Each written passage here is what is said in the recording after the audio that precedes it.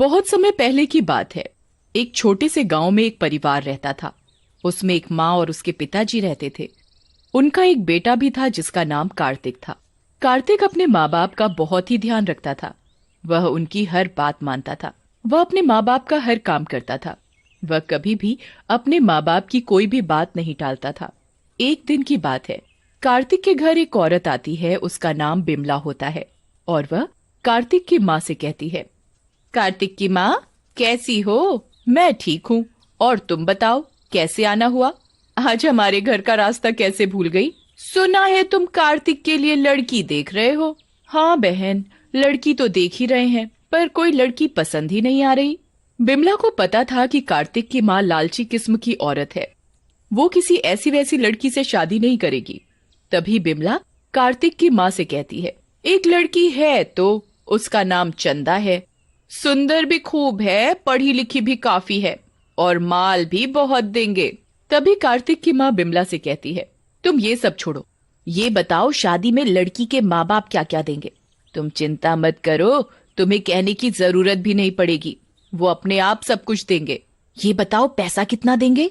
अरे, लड़की के माँ बाप बहुत पैसे वाले हैं, वो बहुत सारा पैसा देंगे। तो ठीक है, मैं कार्तिक की शादी चंदा से करने को तैयार हूँ। और अगले हफ्ते कार्तिक की माँ कार्तिक की शादी चंदा से कर देती है और चंदा नई नवेली दुल्हन बनकर अपने ससुराल में आती है। ससुराल में सभी लोग चंदा का खूब अच्छे से स्वागत करते हैं। और अगले दिन लेकिन कार्तिक की माँ का तो ध्यान चंदा के साथ लाए सामान पर था।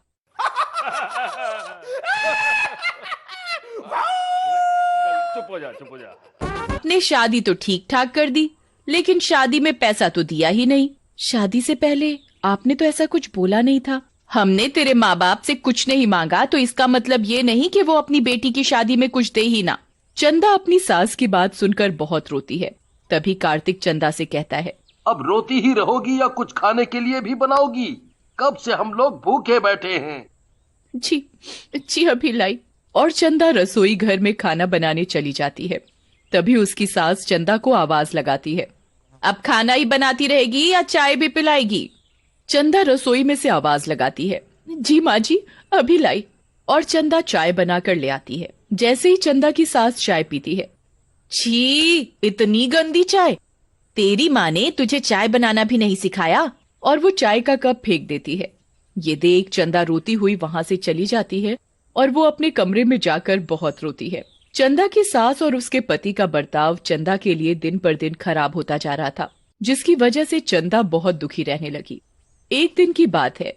चंदा की सास चंदा से कहती है, चंदा, सुन चंदा, घर का एसी खराब हो गया है, अपने घर जाकर अपने बाप से एसी मांग कर ला। माँ जी, मैं कैसे अपने घर वालों से एसी मांग कर लाऊं? तभी कार्तिक भी चंदा से कहता है, माँ ने कह दिया ना, एसी मांग कर लाना है तो लाना है। लेकिन मेरे घर वालों ने तो शादी में पहले ही सब कुछ दे दिया था। दिया था तो अब दूसरा एसी चाहिए। कार्तिक और अपनी सास की बात सुनकर चंदा बहुत रोती है और वो अपने घर वालों से जाकर एसी मांग कर लाती है। और चंदा की सास एसी देखकर फूली नहीं समाती और कहती है, मैंने कहा था ना, दे देंगे एसी। चंदा अपनी सास की बात सुनकर कुछ नहीं बोलती और रसोई में काम करने चली जाती है।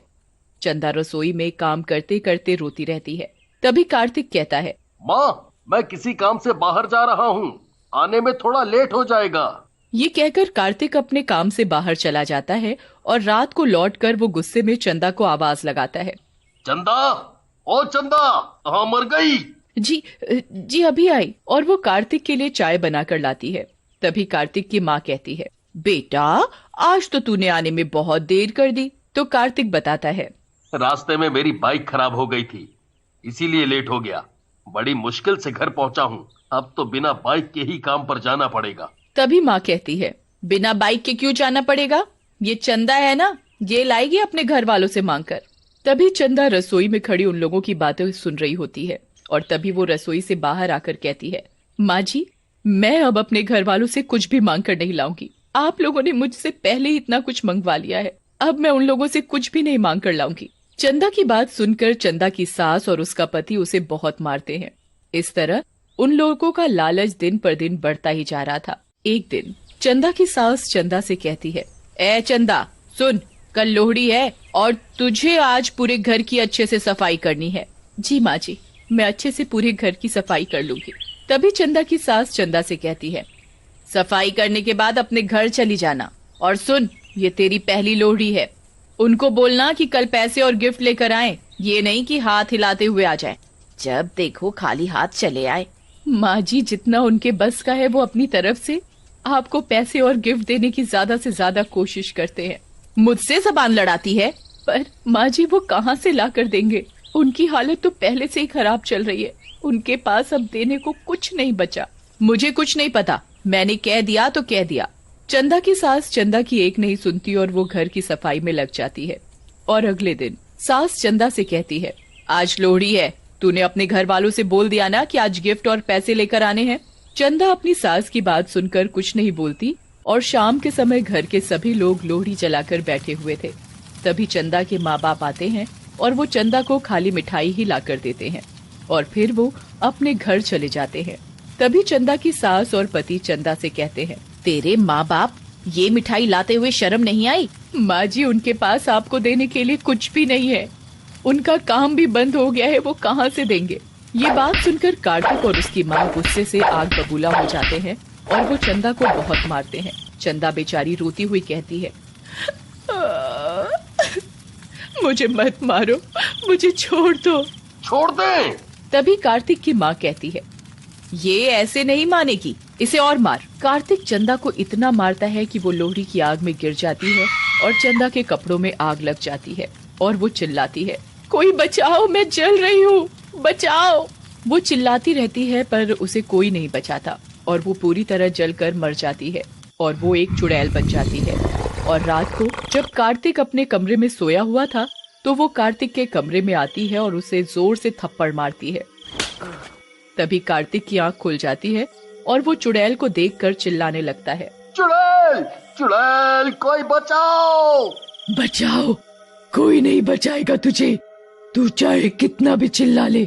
चुड़ैल की शक्ति से कार्तिक के चिल्लाने की आवाज किसी को सुनाई नहीं देती और चुड़ैल कार्तिक के बाल पकड़कर कार्तिक को बहुत मारती है। मुझे छोड़ दो, मुझे छोड़ दो। नहीं, कभी नहीं, तू भी मुझे ऐसे ही मारता था ना, मैं भी चिल्लाती रहती थी, मुझे मत मारो, पर तुम लोगों को मेरे ऊपर दया नहीं आती थी। अब तुम्हें पता चलेगा दर्द क्या होता है। तभी चुड़ैल कार्तिक के पलंग में आग लगा देती है और वो चीखने लगता है, अब पता चला कैसा लगता है जलते हुए। और कार्तिक के हाथ पैर आग से बुरी तरह जल जाते हैं और वो तड़पता रह जाता है। और अगले दिन, ये तेरी हालत कैसे हुई? पर कार्तिक इतनी बुरी तरह जल जाता है कि वो बता ही नहीं पाता कि ये सब चंदा ने किया है। और रात को कार्तिक की माँ रसोई में दूध लेने के लिए जाती है। जैसे ही वो दूध गर्म करती है तभी चुड़ैल आ जाती है और चुड़ैल को देखकर कार्तिक की माँ डर जाती है।